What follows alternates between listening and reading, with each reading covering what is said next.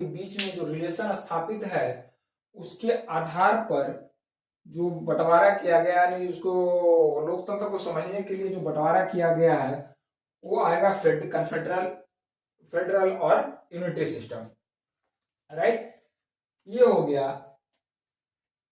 जो types of democracy, short रूप में देखेंगे कि क्या क्या है। अब इसको विस्तारित रूप से देखने के लिए आगे देखेंगे।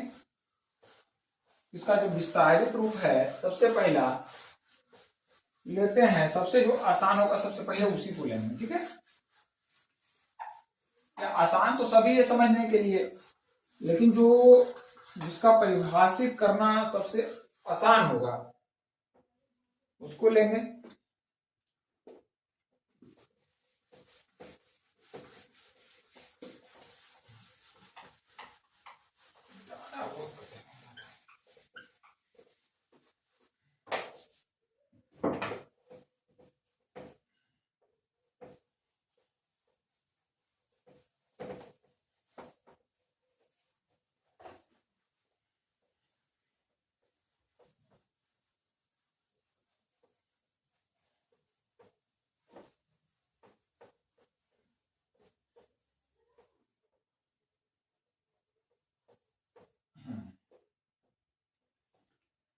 पहला जो लेंगे तो जो है सबसे ज्यादा, जो सबसे अभी प्रचलित रूप से है वो तो शासन के आधार पर, शासन के आधार पर, on the basis of ruler, जनता के शासन के आधार पर,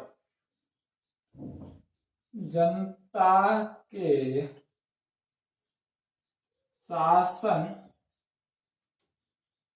के आधार पर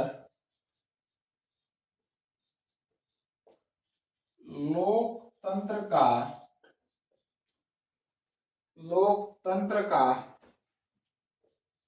प्रकार, लोकतंत्र का प्रकार दो भागों में समझने के लिए बांटते हैं।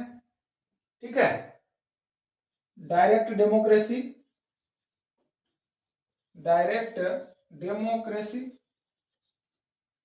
और एक है इनडायरेक्ट डेमोक्रेसी, इनडायरेक्ट डेमोक्रेसी।